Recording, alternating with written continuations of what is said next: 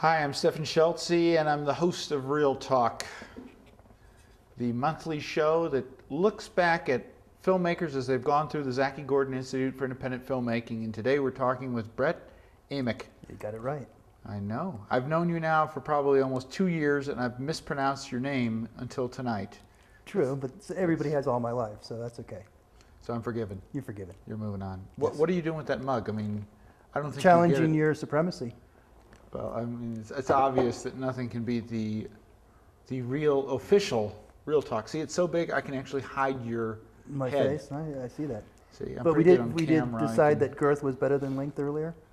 Brett, I wouldn't even go there on camera. That's like off-camera humor. And it's very off-color, so it would be off-camera. Ah. This is a family show. It's a family show? Yes. Okay. What do we have Sorry, here? family out there. Well, we're not supposed to get to her yet, but that's Princess Kamana Wanalea. She will be Wow, we are really off color. Let's talk about your movie, and maybe we'll start there so people can know about you before they start thinking we do funny movies at the Institute. So what was your film about? It's called Gamers. Gamers. What's Gamers? Basically, my idea was to do a real-time look at Dungeons & Dragons and the players who play it. That's exciting. Yes, it was. It was very fun to do. Did you spend any time researching Dungeons & Dragons? Have you ever played it before? Playing it for about 28 years now, so. Would that make you an authority?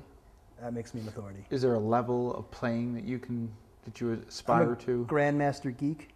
Grandmaster Geek. And do you do that by just attrition? I played the game for 20 years now every night, and now I get to be Grandmaster Geek? Or is that a level that you go take a test for? No. Is there some online website I can go to? No, you can play EverQuest online though. But no, basically you don't get married. You don't get married? Because your wife will tell you to get rid of the games and pay attention to more important things. So you stay a bachelor and you can become a Grandmaster Geek. And that's important to you? I guess. Yes, that's a good guess because you're doing it. I've been doing it for a long time. You must have led your life to the right spot. Well, it's also been a great tool for where I am now. And why filmmaking? Making motion pictures. Well, I like telling stories. That's what Dungeons & Dragons is all about. And they tell you your first film you should make what you know. And I did. And you did. And that's what you told me. And that's what I did. Why don't we take a look at a little... That's all, folks. No, we're going to a clip. We're going to look at Gamers. You're watching Real Talk. Greetings, my friends. I hope your journey here was a safe one. Please, be seated. Greetings, and welcome to my Friday night gaming group. My name is Brett. I guess you wonder what's going on here. Well, tonight we're playing D&D, also known as Dungeons & Dragons.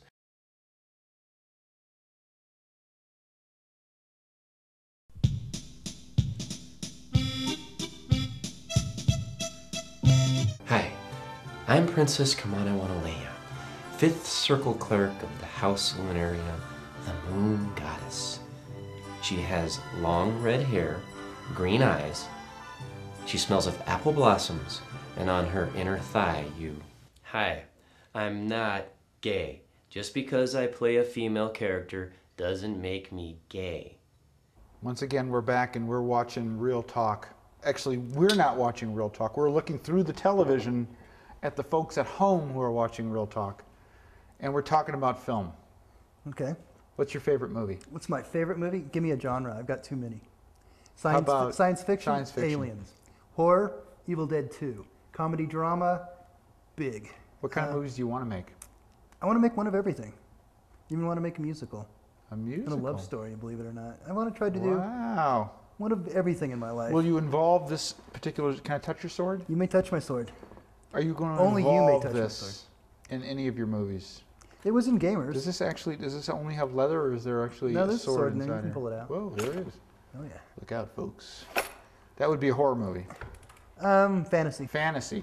Lord of the Rings was done. Horror movies have shorter knives. He's my hero right now. I mean. Horror movies have shorter knives? Shorter knives, yeah. This is Brett Amick.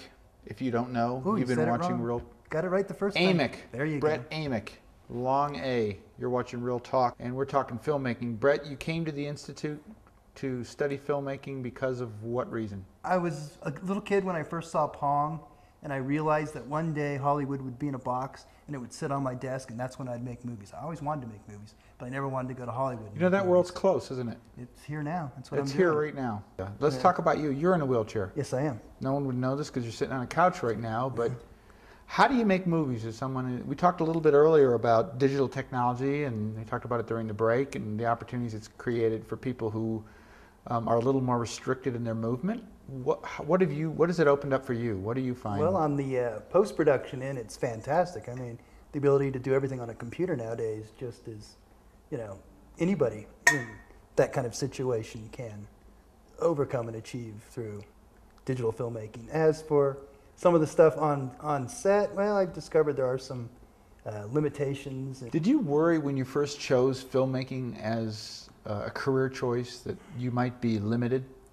I realized, you know, I'm never going to go into the back jungles and do those nature documentaries and stuff like that. But, you know, I can always edit. I can pre-production, I can post-production. And you're the dolly cam. Writing, and I'm a dolly. You know, we've got a special apparatus for mounting a camera to the wheelchair, and I'm a dolly.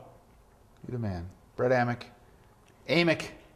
I got to stop doing that. I've known him for 2 years, and I'm saying his last name wrong, and I discovered tonight he finally corrected it because, you know, he's on national television here.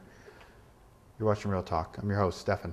Fraud Bradnat's me name, and killing's me game. And let's me tell you, my sword is quick, and many a foe has fallen at me feet.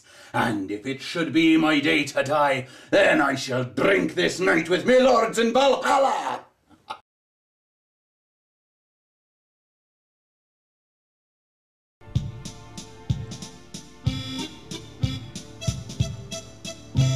In the middle of the east and west walls are sets of 5-foot wide double doors. What's that? In the northwest corner of the room is a stone sarcophagus. You're watching Real Talk. I'm the guy with the big mug, Stefan Schultze, and this is Brett Amick trying to compete me with his new mug. He's trying to upstage me. Mine's prettier. It has a little more color in it, I admit to it. What are you up to now, Brett? I just got done working on Mark Barnett's project, My Brother's Arms, which was the first Zaki production. What were you doing on that? I was script supervisor continuity, and I was about to say that's the first Zaki production that was shot actually on film, and I will be his main editor as well.